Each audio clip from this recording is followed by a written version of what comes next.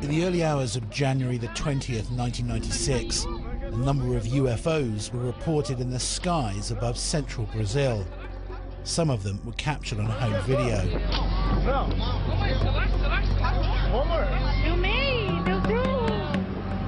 Then, in a bizarre twist, reports started emerging that one of these UFOs had actually crashed near the town of Varginha, and that the local military had recovered some alien bodies.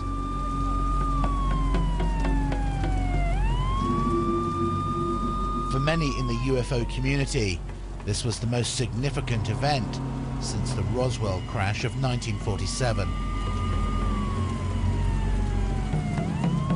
We know we have a lot of evidence here, and there is a huge cover-up in Brazil since January 1996.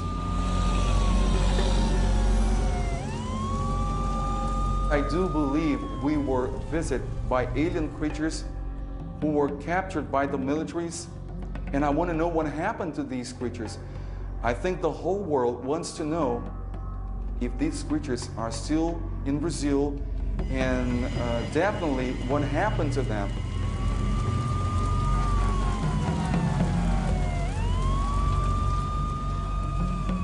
It's just unbelievably undeniable. Undeniable. Now, it doesn't matter what the military say, they are hiding. They are hiding. They do have captured aliens in Brazil alive.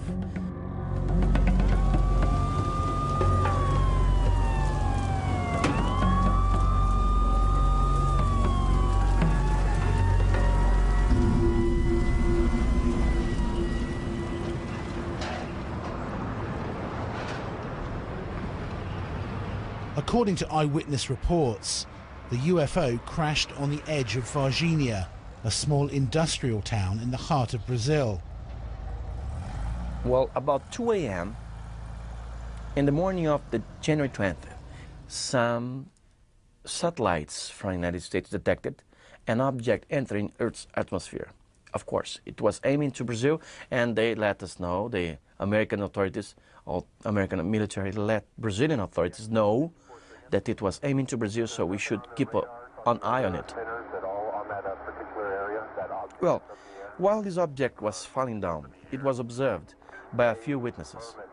It was very strange because some of them could describe an object like a cigar-shaped, with a cigar-shaped format, like in flame, with some sparkles, things like that. Anyway, at this same morning, about 7:30, some people in the neighboring areas of Virginia started describing a strange creature. Obviously, the creature that survived from the crash. In January the 20th, the fire department captured a creature, a very strange creature. They wrapped this creature in a net and put inside this 1 by 1 square meters wood box and gave it straight to the militaries who went there to pick it up.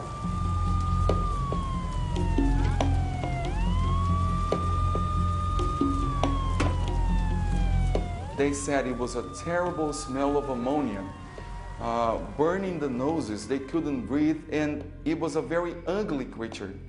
One of them told me that he would like to see me in a room for 1 minute facing such a creature like that, because it was so ugly, and it had 3 fingers with long and very strong nails.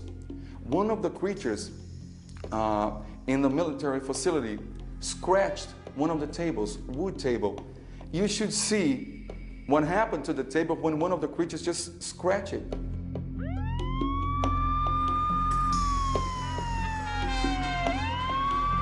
Well, when they first understood what was going on, they got really astonished, because all of a sudden, Brazilian militaries were right in front of an alien being. They just got so surprised because they never thought an alien being could be like that. They were really astonished, and they were afraid of getting some disease from it.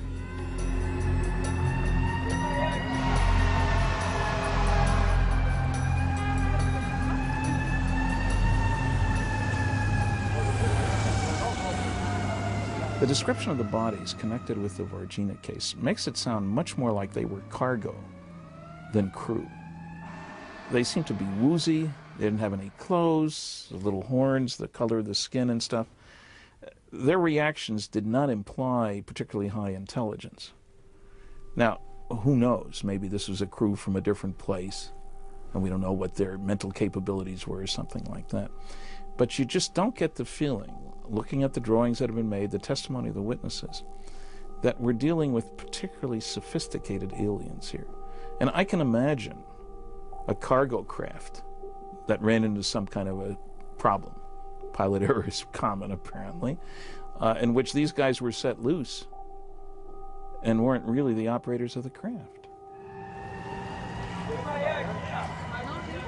Clearly something unusual happened, but there are a number of alternatives which do first need to be explored. One possibility is that we need to look at the likelihood that we had some sort of satellite re-entry, space debris coming into the Earth's atmosphere at high level. Clearly we do have some indication that NORAD passed a warning to the Brazilian national authorities that there was indeed some high-level event taking place. So that is the first thing that I think UFO researchers and others need to consider here.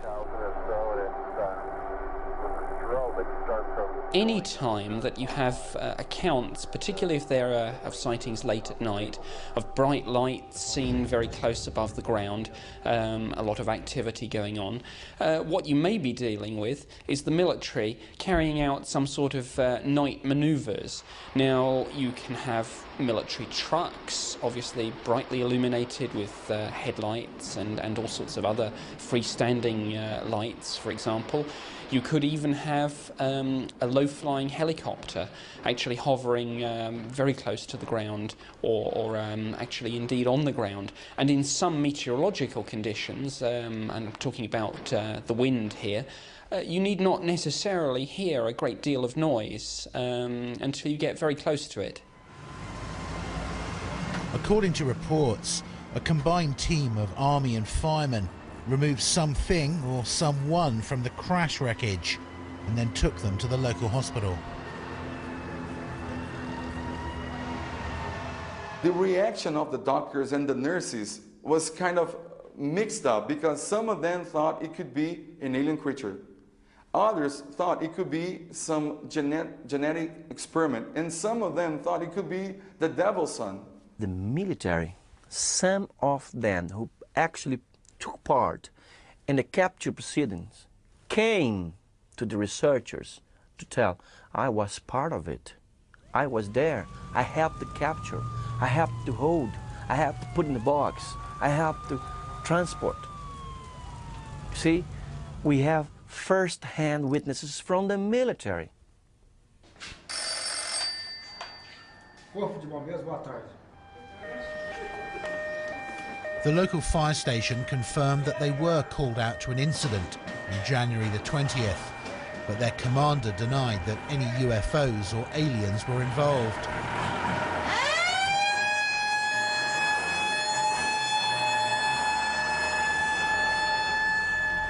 Acho que eu sou muito, não tenho condições de falar. Primeiro que eu estava de serviço no dia, certo? Quem estava de serviço no dia é o sargento chefiando a equipe, né? Mas que pela informação aí que a gente tem, tanto faz como a imprensa, né? Como até o pessoal perito na área da ufologia, é mesmo que eu tenho, que eles têm, né? Mas simplesmente não se trata só do nosso ver, de falta assim, de prova material, se trata só de boatos. Então, boato para a gente não é lógico, então a gente tem que ver.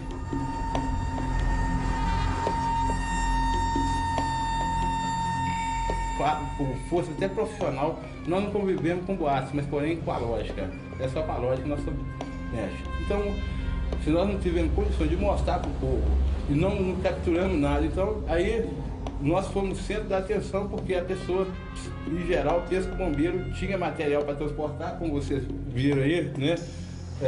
Foi testemunho, nosso recurso para capturar um ser extraterrestre com inteligência extraterrestre é muito escasso.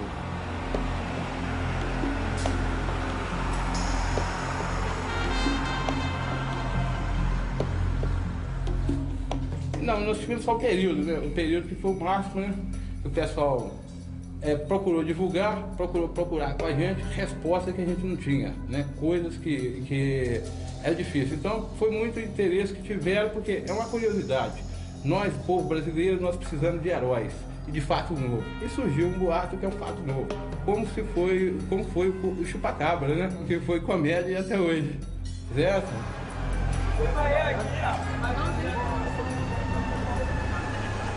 Why do people say that the fire brigade captured an alien on that day?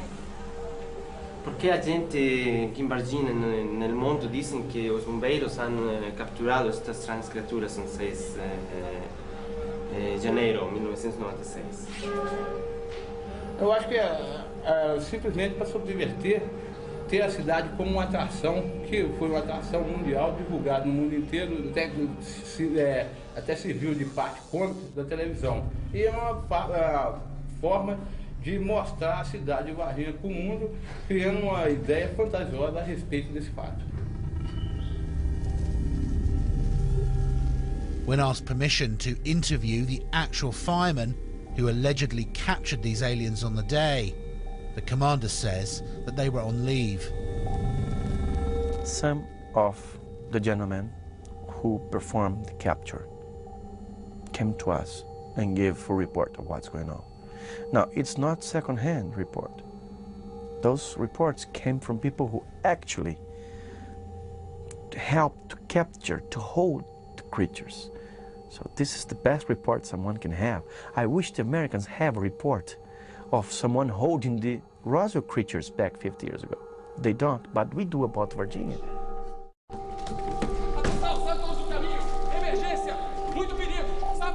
One of the witnesses who came forward was a soldier who claimed to have escorted this creature to the hospital. This is a recording of a telephone interview. Atenção, todos para lá.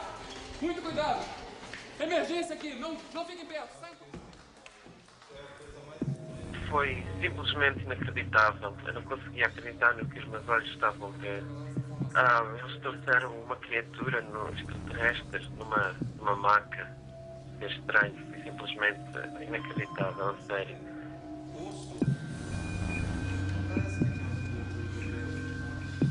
Eu fazia parte da equipa que foi enviada para guardar o laboratório onde os cientistas estudavam a criatura. Doutor, o senhor acha que existe mais? Não sei se dizer se estava vivo ou morto, era muito estranho. O nosso comandante estava com medo que apanhássemos alguma doença daquela coisa. O cheiro era horrível, parece mesmo como se tivessem urinado. A criatura tinha mais ou menos 1 metro de altura, a pele era castanha, oleosa e brilhante. E aqueles olhos vermelhos, os olhos eram incríveis, enormes. Tinha uma garra esquisita como mão. Quer dizer, de maneira nenhuma aquilo podia ser humano, era definitivamente algo extraterrestre. Estive apenas envolvido nisto no hospital. Enquanto aguardava o laboratório, a equipa médica fazia todo o tipo de testes na criatura. Não sei se era autópsia, se estavam a tentar salvar a vida da criatura. Posso dizer que a equipa médica estava tão nervosa e chocada quanto eu.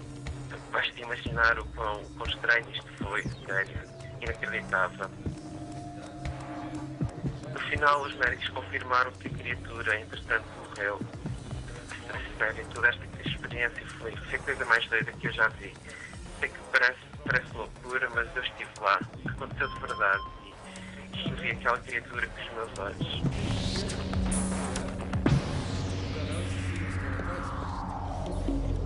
Pessoas de Varginha, no sul de Minas, juram que viram um ser muito estranho. Nem homem. As dawn broke on January the 20th, Varginha found itself in the center of a UFO maelstrom. Muita gente acredita que trata-se de um extraterrestre.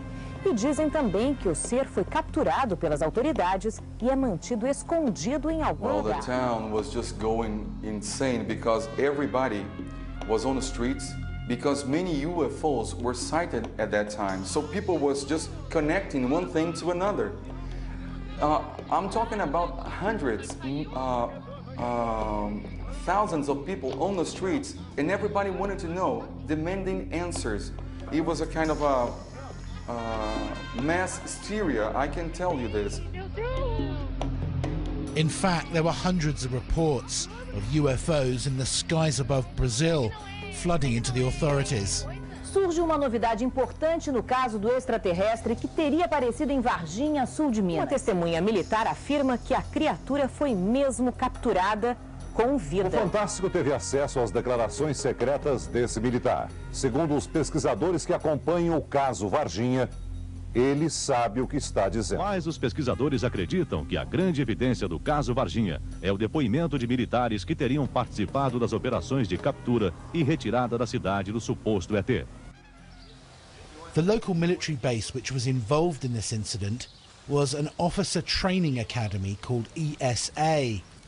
When asked about the UFO crash and alien capture, they flatly denied it. But bizarrely, they explained the eyewitness reports of aliens at the hospital as a misidentified dwarf couple. Porque na realidade, aparições de extraterrestres ou de OVNIs, isso não houve porque não houve uma comprovação. O que ocorreu mesmo foi o seguinte: no dia 20 de janeiro, estava chovendo muito forte em Varginha, ocorreu um temporal.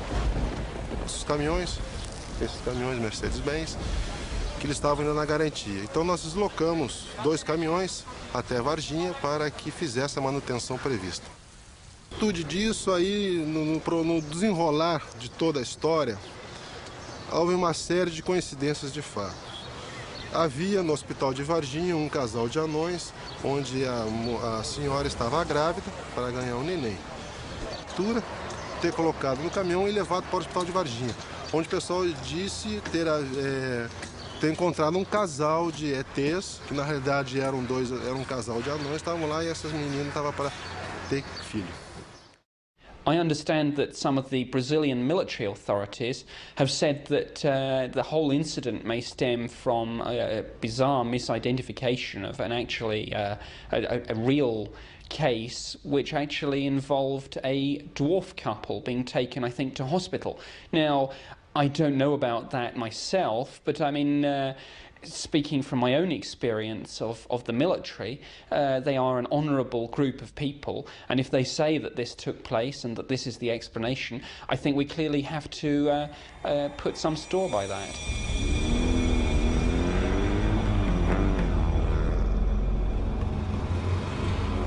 It's possible that a second alien creature may have escaped this crash, because several hours after the alleged death of the first alien in the hospital, a second alien creature was spotted hiding in waste ground on the edge of town.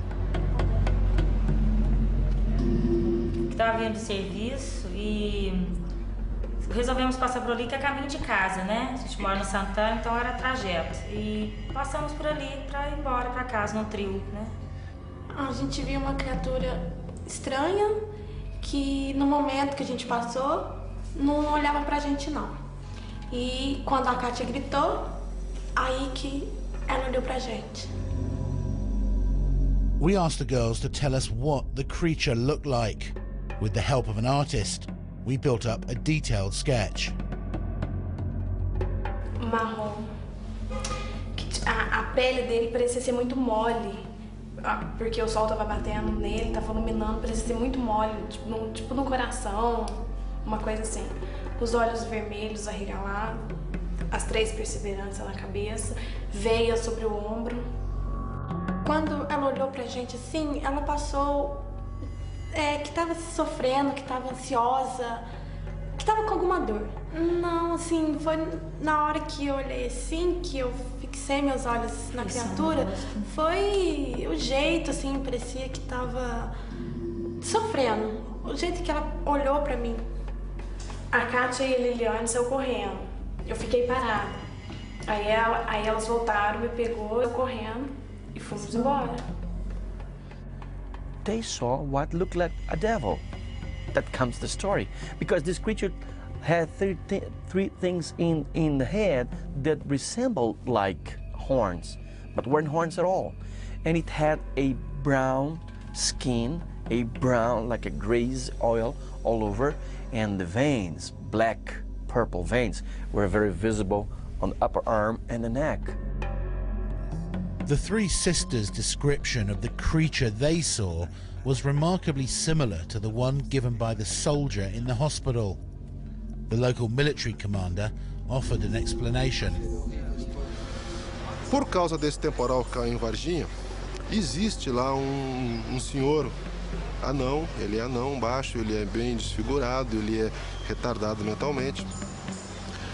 E por causa dessa chuva ele havia se machucado muito, né? Porque não tinha como fugir da chuva e ele estava próximo a esse terreno baldio, onde essas duas meninas dizem terem visto essa criança. Porque realmente, se nós olharmos para esse senhor, ele realmente tem uma aparência que nos causa até um certo constrangimento e uma aflição, porque ele tem alguma disformidade física, né? Ele tem a pele realmente escura. Mal, meu Deus do céu, nunca vi negócio desse. Será que ele tem coração? Tem alguma veia? Você conseguiu? Clearly there was something strange there, but there are a large number of strange wild animals in Brazil, and some of them are certainly not creatures with which Western researchers are familiar. It's a large country, and there are all sorts of unusual animals there that may indeed cause someone to say, my goodness, what's that? How sure are you that they were telling the truth? Well, for us, they're telling the truth, because what they saw there, it's not a dog, it was not a... because if you try to understand what kind of animal could look like this, you won't find it, although we have many animals in Brazil. But the oil all over the body, it was shining. The bumps on the top of the head, and also the eyes. Okay, we're talking about a humanoid. So when you're confusing with a dog or with a monkey, you could say, well, it could be a monkey, but it's almost impossible because a monkey wouldn't have those characteristics. One of the other interesting things about the Varginha incident is that if you look at the testimony of the girls who actually saw this creature, they did not use any sort of language indicative of a UFO or an alien event. They actually referred to the creature as, quote, the devil, unquote. And it's very important to realise that witnesses, when they report something like this, will simply dredge something up from their own belief system, their own knowledge, and particularly importantly, their own cultural background. So what we have here, I think, is clearly an incident where something was seen, but this idea that it's necessarily something to do with UFOs and aliens may only have arisen once Western UFO researchers became involved, because that's not what the original witnesses said.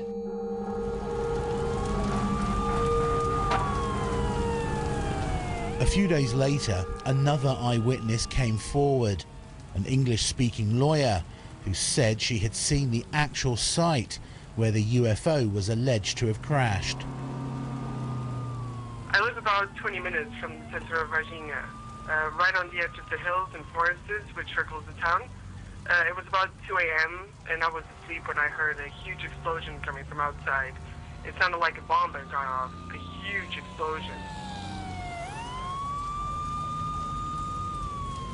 When I looked out the window, I could see this huge mass of fire and smoke coming from the hillside about 1 kilometer from my house. I really had no idea what had happened, but obviously it was that. So I called the fire department immediately in Varginha, but there was no answer, which I thought was strange. But within a few minutes, I could hear their sirens, so I guess someone had already let them know.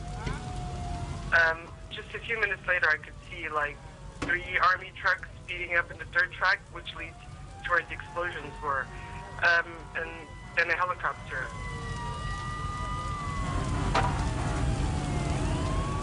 I remember thinking, why were the army there, and how did they get to this thing so fast? It only happened less than 5 or 6 minutes ago. I kept watching as both the fire department and the army units went right to where the explosion was, but it was way too far for me to see any detail. I started to think that maybe a military plane or a helicopter crashed, and that was the explosion I heard. But I still had no idea what had happened. I remember that the police and the fire department sealed off the whole area.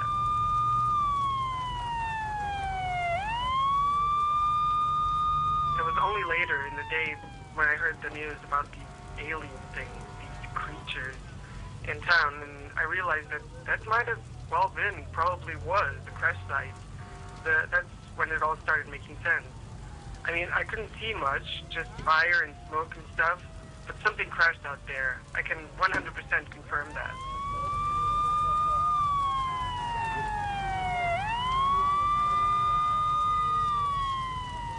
A few weeks after the incident, one of the soldiers who was present at the crash site, Marco Eli Shirezi, died from unknown toxic poisoning. His sister Marta is convinced he was poisoned through contact with this alien creature and has been fighting to get an independent autopsy on his body. De trabalho na polícia, certo? E fez o trajeto todinho com a criatura, né? Saiu do local, foi até o Hospital Humanitas e depois só deu baixa lá na escala dele por volta de 00:45. Só que na hora que meu irmão fez a captura lá, ele podia ter simplesmente encostado, porque certos exames que eu tenho acusa que foi contagiado por pele. Não precisava ter nenhuma infecção, nenhum machucado, certo? Então, por isso que realmente houve essa captura, sim. E meu irmão participou, sim, porque meu irmão não tinha nada. Bizarrely, the doctors said that an autopsy wasn't necessary and ordered the body to be buried immediately. The blood tests were made available and showed that his blood contained 8% of unknown toxic substances. Somebody from inside the military police from Varginha told me, I have this tape recorded, that Marco Eli Shirezi was involved in this capture. Somehow he got closer or even touched the creature. And all of a sudden he couldn't move his arms, he couldn't feed himself. He was really bad. They took Marco Eli Shirezi to the hospital. The doctors didn't say a thing to the family. A few days later, he died. In fact, a member of the fire brigade, who was also involved at the crash site that night, also died of toxic poisoning.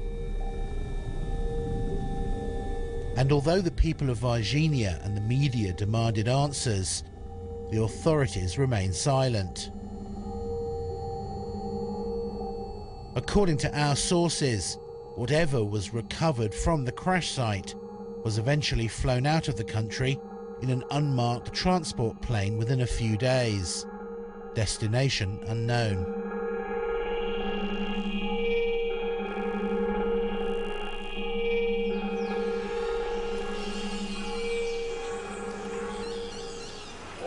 And that should have been the end of the so-called incident in Brazil, except that a few weeks later, another alien creature was reported in the town of Varginha, this time at the zoo.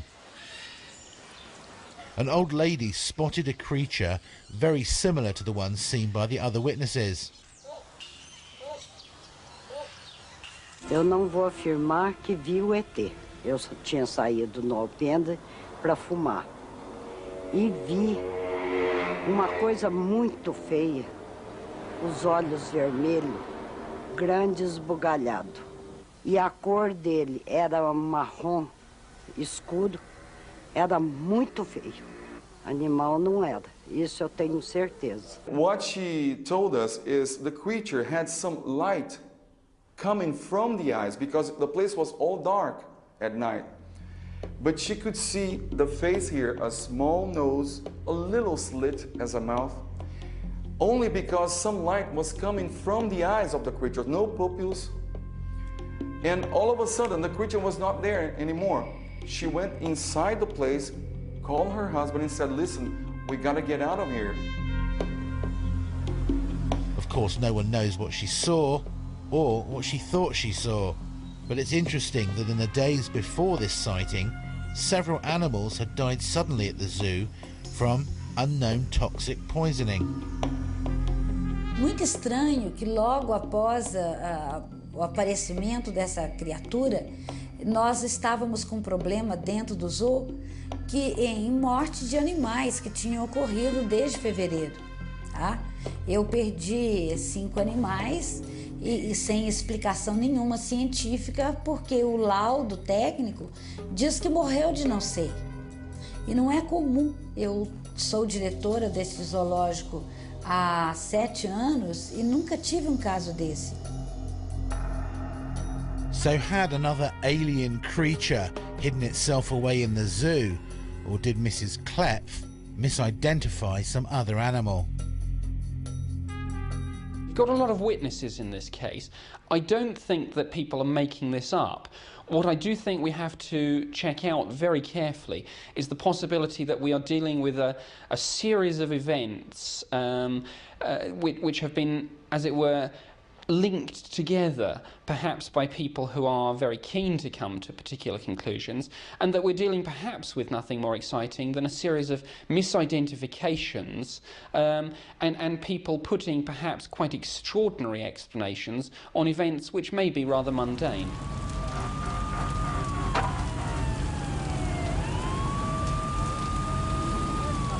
The American journalist and UFO investigator Linda Moulton Howe compiled a detailed report on the incident in Brazil.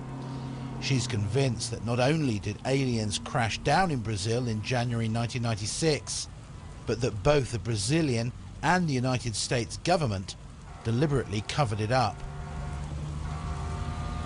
They know and have been covering up for at least 50 years that extraterrestrial biological entities are interacting with our planet, have access to backyards, to pastures, and to even bedrooms in the human abduction syndrome.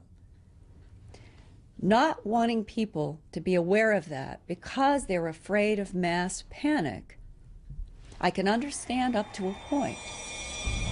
But everything in me says life teaches you, knowledge gives you strength, ignorance weakens you. I think the entire planet deserves the truth, because whatever the extraterrestrial biological entities are doing, there has to be a reason for a variety of intrusions that have been happening in Mexico and South America in a very aggressive nature. But what is it? That's what we all need to find out. She believes that the Brazilian Roswell has far greater implications beyond Varginha, and maybe even provides the key to what aliens want with our planet. Biggest issue for me after 2 decades that haunts me to this day is what is the motive of extraterrestrial biological entities interacting with this planet. And in any given story, and any given eyewitness, you can find yourself swinging, oh, it must be horrible. Oh, it is so good and spiritual. They've healed people. But the government is nervous, and you find yourself swaying. Is it good? Is it bad? Is it neutral? Is it benign? What is it? And I've begun to realize that probably the most dangerous thing that any of us could do is try to box it in any category, because right now I don't know that that's possible, not from a human point of view. My own personal feeling at the year 1997, and that's what it falls into a category, because I can't prove any of this. But it's a feeling or a growing sense that the complexity, the profound level of complexity of what we are dealing with, a non-human intelligence that appears, as government insiders have told me, 1 million years in advance in technological achievement than we are, that's incomprehensible. What they're able to do with gravity, with electromagnetic spectra, it's beyond my ability to comprehend, or anybody's ability. Intriguingly, the Brazilian Roswell, as it's become known, is not the only close encounter of the fourth kind that's been reported.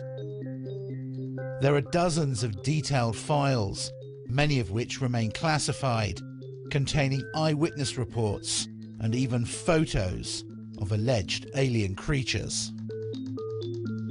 I'm convinced beyond doubt that we have recovered aircraft, alien vehicles, that we have made contact with aliens, that we are communicating with them in some way or form, and that we have vehicles and bodies in preservation. I take a clear-cut, unambiguous stand. One, the evidence is overwhelming that planet Earth is being visited by intelligently controlled extraterrestrial spacecraft. In other words, some UFOs, underline the some 18 times, are extraterrestrial spacecraft. Most are not. I don't care about those. Secondly, we're dealing with a cosmic Watergate.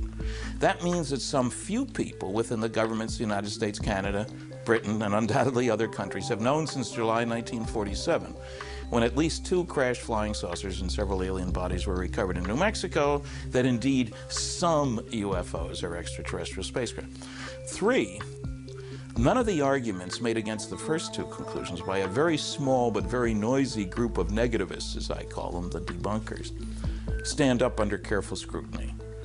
I think that undeniably and unquestionably we have been and are being visited by extraterrestrials, but quite what their motives are and quite what's going on, the jury's still out on that one. We need to know, though. Based on 25 years or so of research and history and sighting analysis, doing case investigations, film photography, still photography, video, and so on, I've concluded that they are here, whoever they are, wherever they came from, whatever they're doing.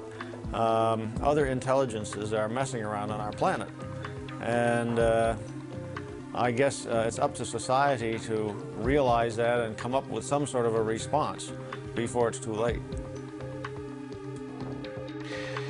I think the major reason for reticence to discuss this subject publicly and for the extremely high level of secrecy is embarrassment. I don't think it's so much that they think the public is going to panic, rather that they, the officials in charge of this information, are going to look rather impotent were it known that there are extraterrestrials invading our airspace against whom we have inadequate defense. What really happened in Varginha is still a mystery. On one hand, there are dozens of reliable witnesses, both civilian and military, who swear blindly that they saw alien creatures that night. There's an eyewitness who saw the crash site in flames, and there's a soldier who claims to have guarded the creature inside the hospital. On the other hand, the Brazilian military and fire department deny anything happened and that the witnesses had just misidentified dwarves. I'm pleased to see that, partly because of Roswell as a precedent, that people are taking such an event seriously.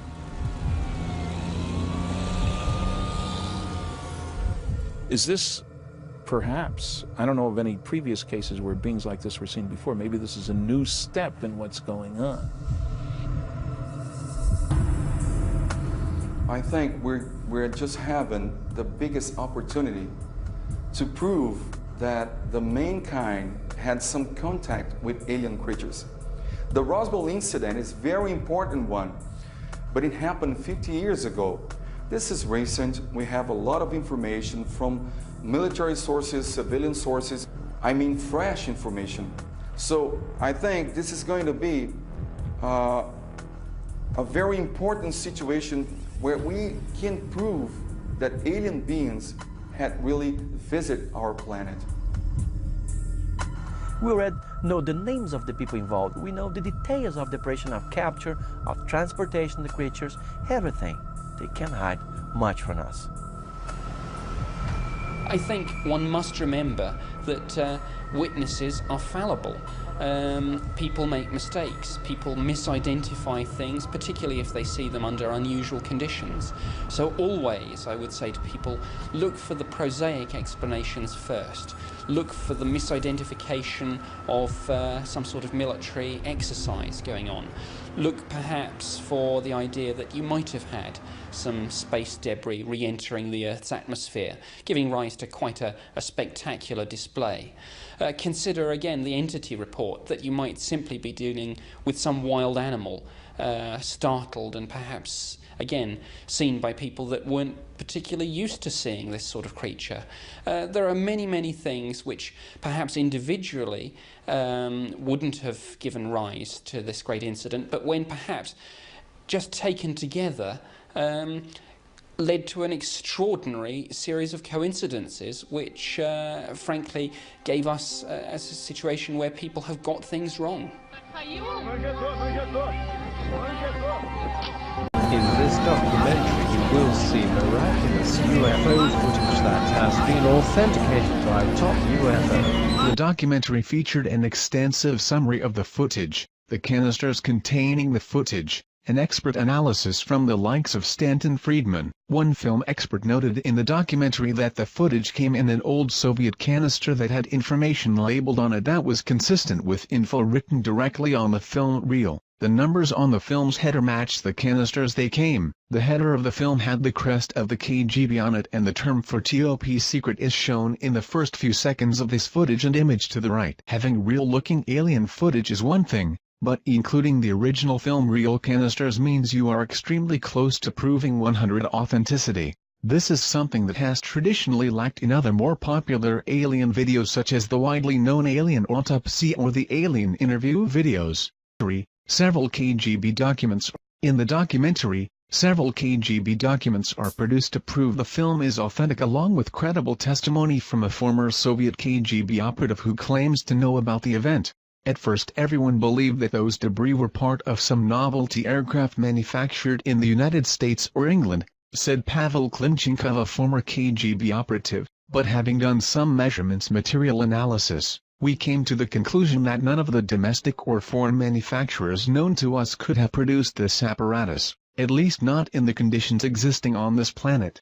Along with Pavel's testimony, authentic KGB top-secret documents were obtained by the filmmakers, allegedly costing them $10,000. The documents described in detail a crash site recovery operation of a disc-shaped object and organic remains. Based on the credible testimony, KGB documents, expert film analysis and the general good feeling one gets when watching this interesting crash site video, it is safe to assume that this film indeed may be authentic. What about the autopsy? This footage will be posted in our second part article along with thoughts and analysis, actors, training exercises, skepticism. Some have put forth the argument that an American production crew filmed the footage in March 1998. These claims are put forth on websites claiming to know the truth about this footage. To date they have failed to show even one current photo of any of the soldiers in the film, nor any statements from the actors that they were indeed only actors in this film. This should be easy to obtain if the footage was recently filmed. Some have put forth the argument that an American production crew filmed the footage in March 1998. These claims are put forth on websites claiming to know the truth about this footage. To date they have failed to show even one current photo of any of the soldiers in the film, nor any statements from the actors that they were indeed only actors in this film. This should be easy to obtain if the footage was recently filmed. Another theory suggests the film was a training exercise. Yet no one has produced witnesses verifying this claim. One skeptical viewpoint suggests that the object's thickness is far too small to support any would-be alien pilot. The craft's outer edge as seen on the image is only 12 to 36 inches. However, it is not necessarily indicative of the overall thickness of the craft. The image was taken from the only part in the video sequence where the craft's edge is visible, and since the camera never goes behind, there is no way to tell how much depth the craft may have on the other side. Additionally, if you consider the side facing us may actually be the bottom, we can easily see that this craft can easily fit the traditional flying saucer shape as demonstrated by the below images. In this documentary they claim that, since they only were able to acquire 4 canisters of film, more film footage of this incident is available, such as the entire digging, cleanup, and inside the craft investigation. To this date, almost a decade after it went public, No other videos have surfaced. A UFO crash site allegedly filmed by the Russian KGB in March of 1969 in the Sverdlovsk region of Russia.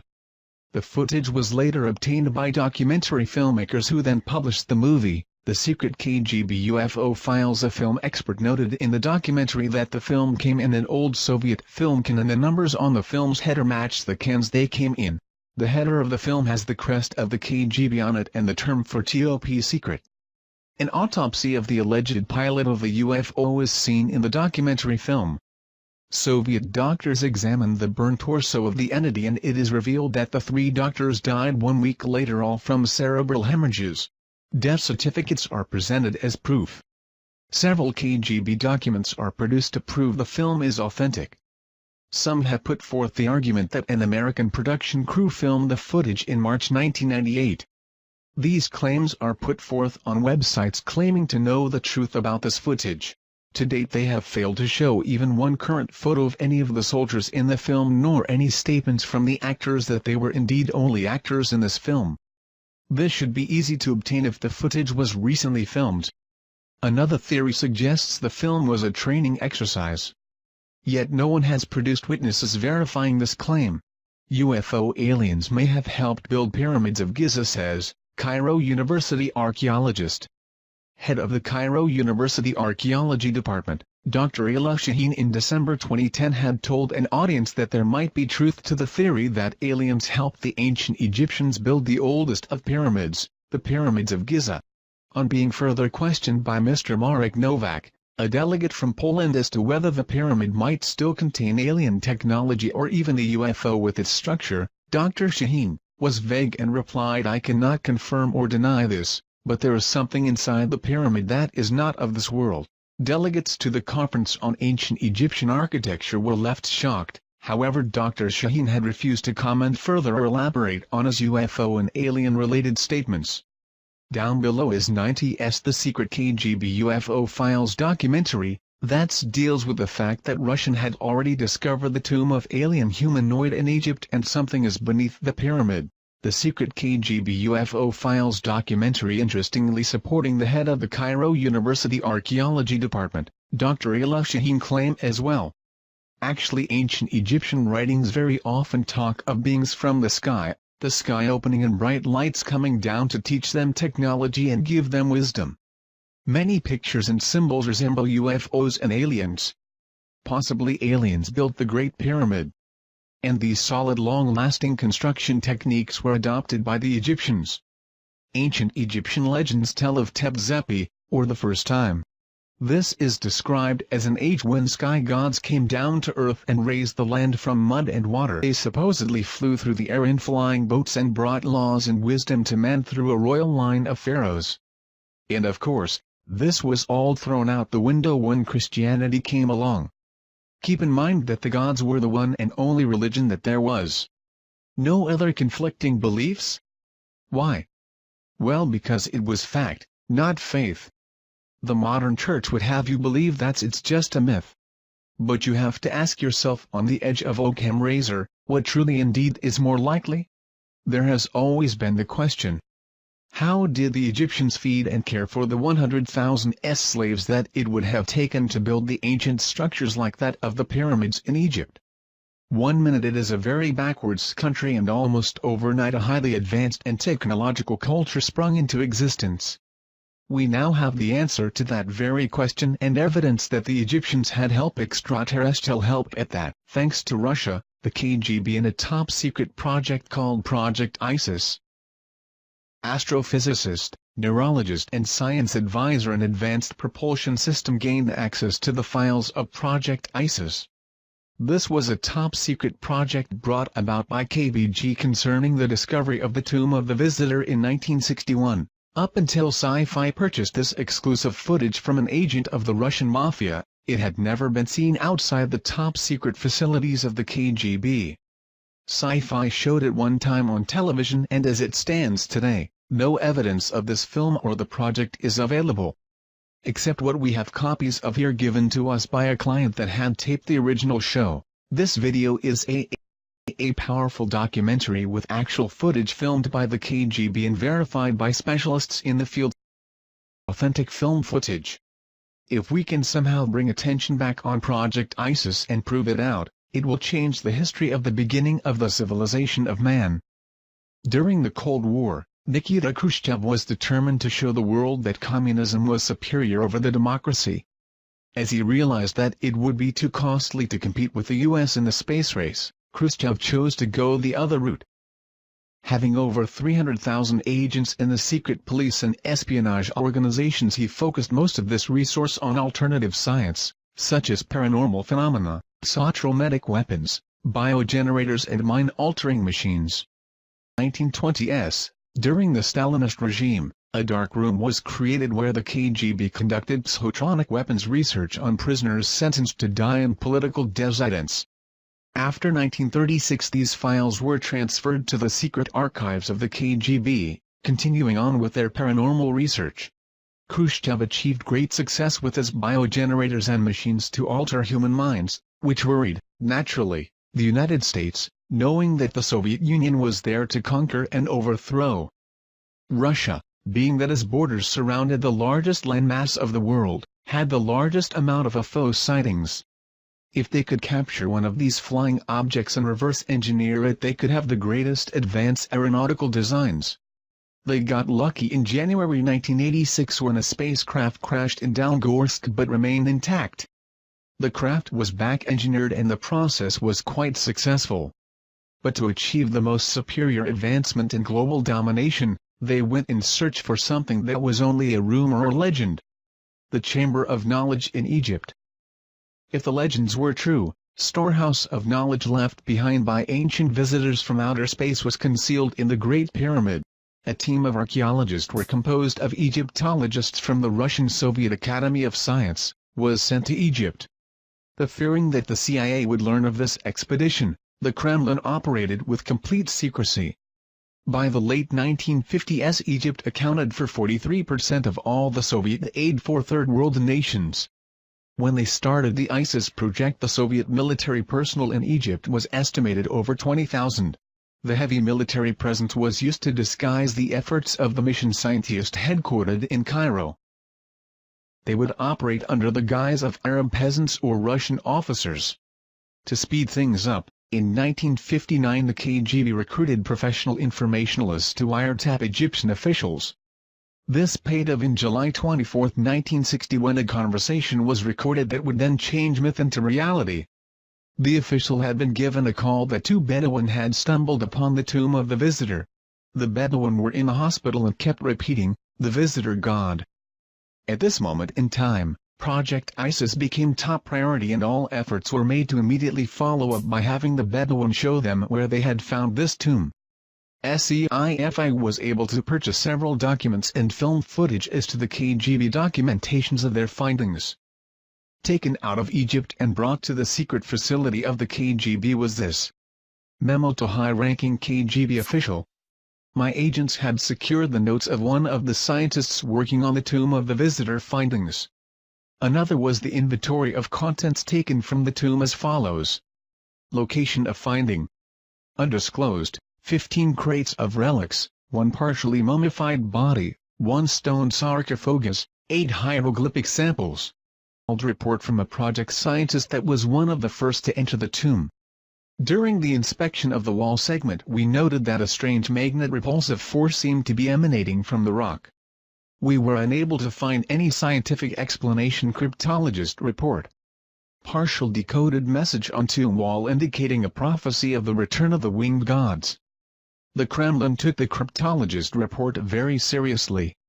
KGB was ordered to determine target locations: planets, stars, galaxies. They had to duplicate the stars as they would have been over Giza thousands of years ago. They finally found it, in the stars and constellation of Orion during the year 10,500 BC.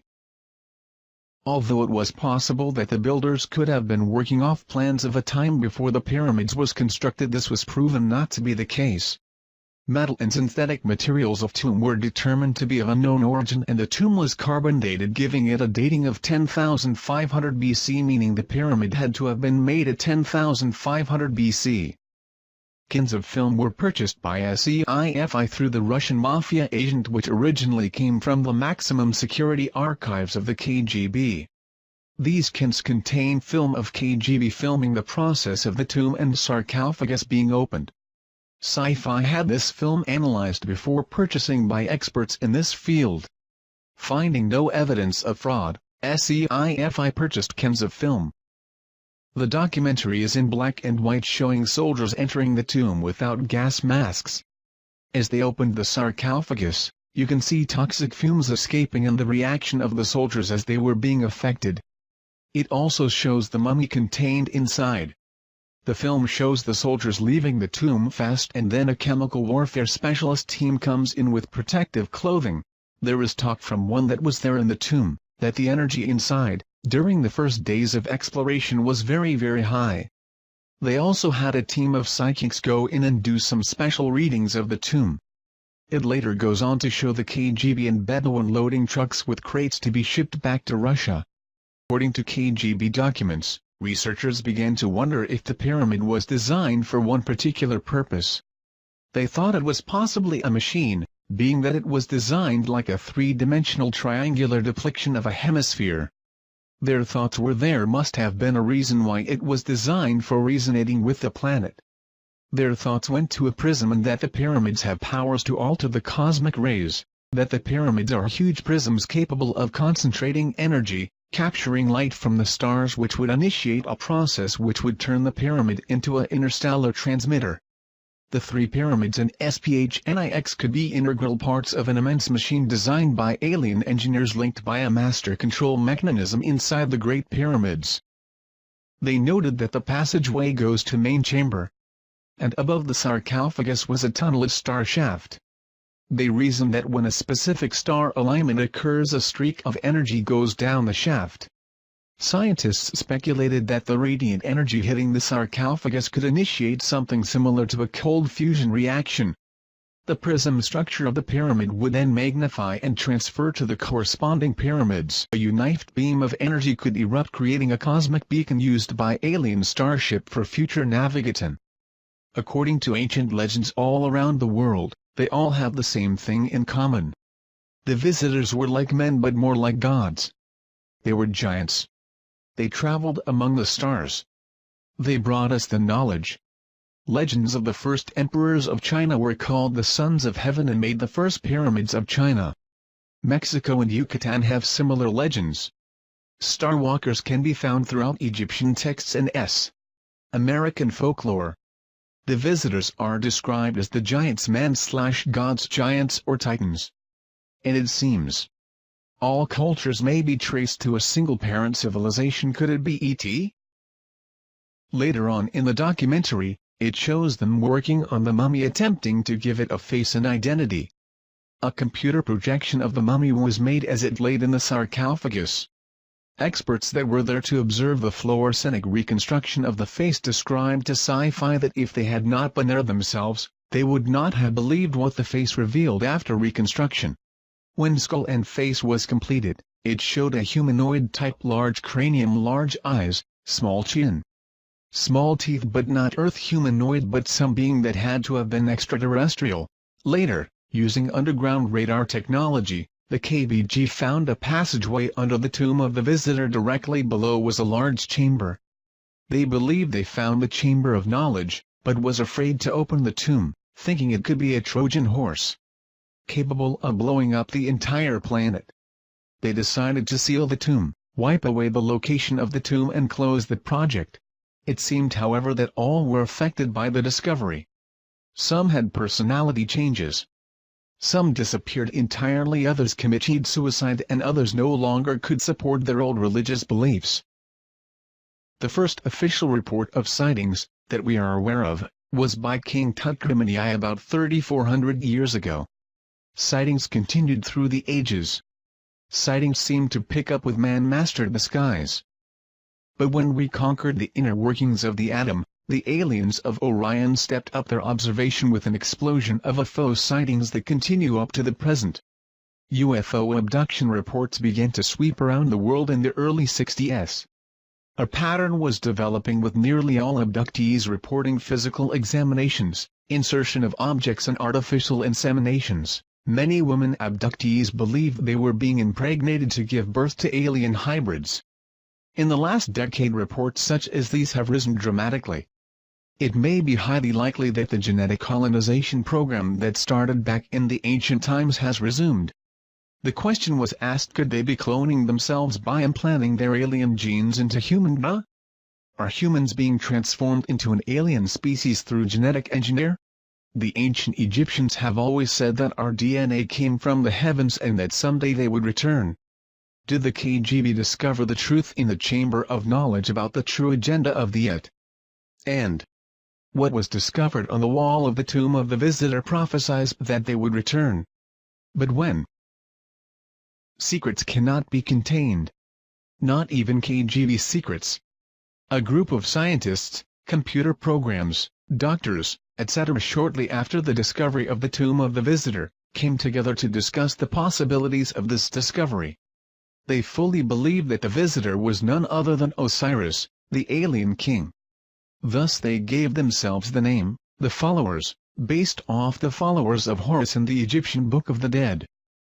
According to Egyptian beliefs, a family of gods came from the stars to Egypt. They were the ones that gave the people of Egypt the knowledge and wisdom. Later they left Earth back to their star homes, except for Osiris. He stayed and taught the followers. It was their duty to protect and keep the ancient knowledge he gave them until his return. The Egyptians were astronomers and fully understood that the stars were the map to the great god Osiris and the afterlife. And followers would secretly come together in their homes to discuss the possibility of the return of Osiris. They believed that the second coming of Osiris would herald a new age for mankind. They believed that when the tomb was discovered and the seal was broken, a signal was transmitted to the visitors. They calculated and estimated the time it would take for the electromagnetic signal to reach the constellation of Orion. They figured that they could return no earlier than April 23, 1985. With that time frame in mind, the group left Russia and took off to Egypt, never to return. The only remains left behind of their meeting with the visitors was a newspaper clippage found in the KGB archives of a group of tourists disappearing in the middle of the night in Egypt, 1985. And one home movie project with film. This film showed the group in front of the pyramid at night. It shows a light appearing in the sky, the group dropping to their knees in prayer, the light becoming brighter and then nothingness. A daughter of parents that were part of this group was shown the home video by the SCIFI team, of which she recognized her parents and burst into tears. Did anyone happen to see a documentary on sci-fi called Secret KGB UFO Files?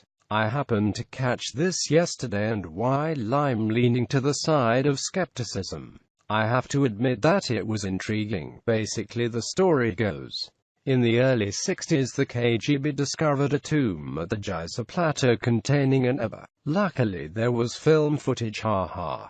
The grainy film contained footage of archaeologists dressed in KGB gear opening the tomb of what was thought to be an ancient Egyptian king. When they do, toxic smoke overcomes one of them and the other two run out. It is later learned that the body isn't human. The footage looked as if it had been produced to look old. Also included were shots of psychics levitating in the tomb. One thing that caught my attention is the archaeologist that was supposed to have been claimed by the toxic smoke was later helping move crates of evidence down some stairs. Despite the curious film footage, the documentary was very interesting and had me glued from the jump. For decades, American agencies have stockpiled information on UFOs. So did their counterparts behind the Iron Curtain. Soldiers, scientists and spies all paint a disturbing picture of the KGB's secret campaign. Is this the stunning proof that the Soviets recovered something not from this earth? When US researchers began looking into just how much the Soviet government knew about UFOs and extraterrestrial visitation, They were not surprised to learn that the Russians took the subject very seriously. What they didn't expect was evidence of ancient alien visitation, paranormal properties associated with related artifacts, and most shocking of all, of a mass abduction in 1985, among the piles of materials obtained from former Soviet spies. Some extremely puzzling and disturbing documents and film footage surfaced confirming rumors, which had been circulating for decades, in the late 1950s and 60s. The Russians became very interested in a number of unusual and newly discovered archaeological sites in Egypt by interpreting ancient symbols. One of those sites was believed to contain the remains of a life form not from Earth. Startling top-secret film footage, never before seen outside the Kremlin, confirms the Soviet mission to recover and analyze these remains. Join host Roger Moore in an exclusive investigation into one of the most compelling events of our time.